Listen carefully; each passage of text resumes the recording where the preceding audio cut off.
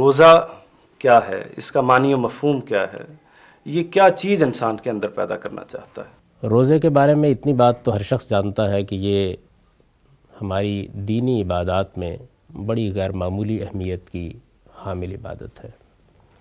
رمضان میں ہم روزے رکھتے ہیں، عام دنوں میں بھی بعض اوقات نفل روزے رکھے جاتے ہیں۔ ہمارے مذہبی میں نہیں بلکہ دنیا کے تمام مذاہب میں روزے کو یہ حیثیت حاصل رہی ہے کہ تزکیہ نفس کے لیے، اللہ تعالیٰ کے ساتھ تقرب حاصل کرنے کے لیے یہ عبادت کی جائے۔ عربی زبان میں اس کے لیے صوم کا لفظ استعمال ہوتا ہے، جس کے معنی رک جانے کے ہیں، کسی چیز کو چھوڑ دینے کے ہیں، کسی چیز سے اجتناب کرنے کے ہیں۔ اور قرآن مجید کے نزول سے پہلے بھی جس چیز کو ہم روزہ کہتے ہیں یہ لفظ اس کے لیے استعمال ہوتا تھا۔ اس کی وجہ یہ ہے کہ جس طرح کہ قرآن مجید نے ہم کو بتایا ہے کہ روزہ جس طرح ہم پر فرض کیا گیا ہے اسی طرح پہلی امتوں پر بھی فرض کیا گیا تھا۔ بنی اسماعیل عرب میں سیدنا ابراہیم علیہ السلام کی اولاد تھے، وہ بھی روزے کی عبادت سے پوری طرح واقف تھے۔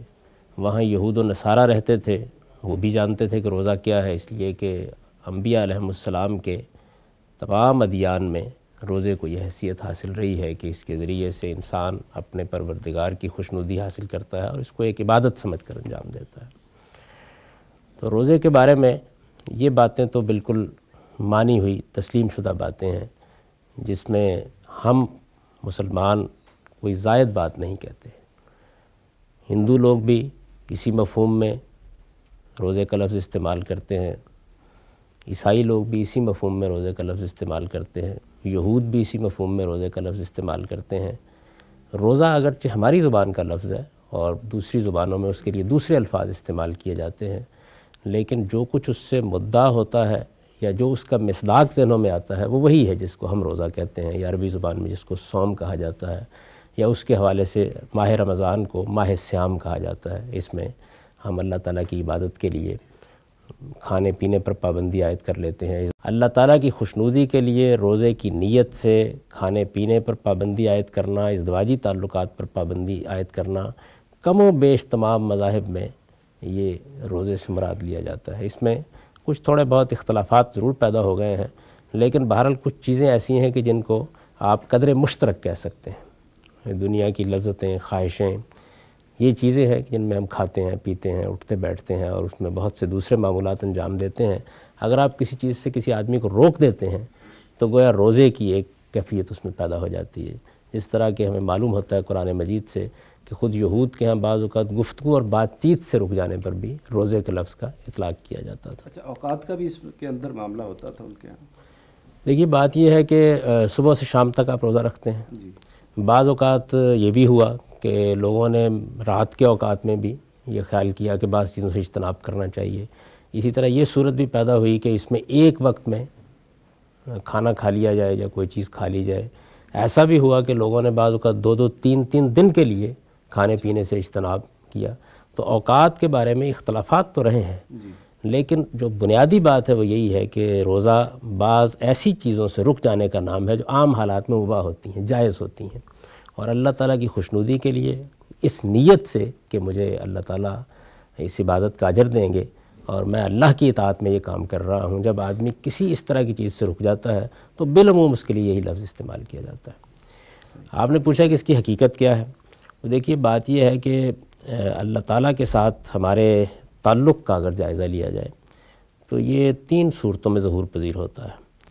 ہم جب اللہ تعالیٰ کو اپنا معبود مانتے ہیں، ہم جب کہتے ہیں کہ منعم حقیقی ہے، جب ہم اس کا اعتراف کرتے ہیں کہ ہمارا خالق ہے، ہمارا مالک ہے، اس نے ہمیں وجود بخشا ہے، تو اس کا ایک لازمی نتیجہ یہ نکلتا ہے کہ اس کی عظمت اور اس کی شان کا ایک غیر معمولی احساس ہمارے اوپر طاری ہو جاتا ہے۔ اس سے محبت کے جذبات بھی پیدا ہوتے ہیں، خوف کے جذبات بھی پیدا ہوتے ہیں۔ ان دونوں کے امتزاج سے جب ایک معبود حقیقی کے ساتھ ہمارے اندرونی جذبات ایک اتصال پیدا کرتے ہیں تو وہ ایک مخصوص نوعیت کے خضوع میں بدل جاتے ہیں، یعنی ہمارا دل جھک جاتا ہے، ہم محسوس کرتے ہیں کہ ہم بالکل عاجز اور حقیر مخلوق ہیں، وہ ہمارا مالک اور خالق ہے، اس کی عظمت بے پناہ ہے، اس کے سامنے ہم جھکے ہوئے ہیں۔ تو یہ چیز جب خارج میں آتی ہے تو پرستش کی صورت اختیار کر لیتی ہے۔ یہ قیام، قعود، رکوع، سجود، دعا، مناجات، جی یہ سب چیزیں پرستش ہیں۔ اسی طریقے سے جب ہم کسی ہستی کو اپنا معبود حقیقی مانتے ہیں تو فطری طور پر اس کے حکم کی پیروی کرتے ہیں، اس چیز کو اطاعت کے لفظ سے تعبیر کیا جاتا ہے۔ پھر اگر ہم محسوس کرتے ہیں کہ ہمارا معبود ہے اور ہمیں اس کے ساتھ محبت ہے، اس کے دین پر یا اس کی کسی بات پر کوئی زد پڑ رہی ہے، تو فطری طور پر ہمارے اندر اس کے لیے حمیت اور حمایت کے جذبات پیدا ہوتے ہیں، یعنی ہم اپنی محبوب ہستیوں کے لیے دوسروں سے لڑ جانا چاہتے ہیں اور پوری قوت کے ساتھ یہ چاہتے ہیں کہ ان کی مدافعت کریں۔ تو یہ مدافعت کا جذبہ، یہ حمیت کا جذبہ، یہ حمایت کا جذبہ، یہ بھی ہمیشہ سے رہا ہے۔ یعنی دنیا میں جن ہستیوں کو بھی معبود مانا گیا ہے ان کے لیے یہ تینوں چیزیں ظہور پذیر ہوتی ہیں۔ پرستش کے جذبات انسان کے اندر پیدا ہوتے ہیں، بات مانتا ہے، حکم کے سامنے سر تسلیم خم کرتا ہے، حمیت اور حمایت کے جذبات پیدا ہوتے ہیں۔ تو پھر انسان ان چیزوں کو علامتی طور پر ظاہر بھی کرتا ہے۔ یعنی پرستش میں بھی آپ یہ دیکھیے کہ ایک تو جذبات ہیں اس کے پیدا ہو گئے، دل جھک گیا، آپ کے دل و دماغ میں خاص کیفیت پیدا ہو گئی، لیکن انسان یہی نہیں رکتا، وہ پھر علامتوں کی زبان میں اس کا اظہار کرتا ہے۔ یہ رکوع، سجود، دعا، مناجات، قیام، قعود کیا ہے؟ یہ اس کی علامتیں ہیں۔ بین ہی یہی صورت اس معاملے میں بھی ہوتی ہے کہ اطاعت کو کیسے ظاہر کیا جائے۔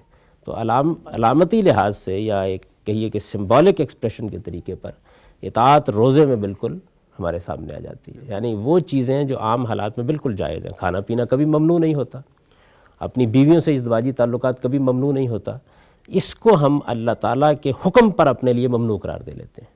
تو گویا یوں سمجھیے کہ اپنے وجود سے مجسم اطاعت بن جاتے ہیں۔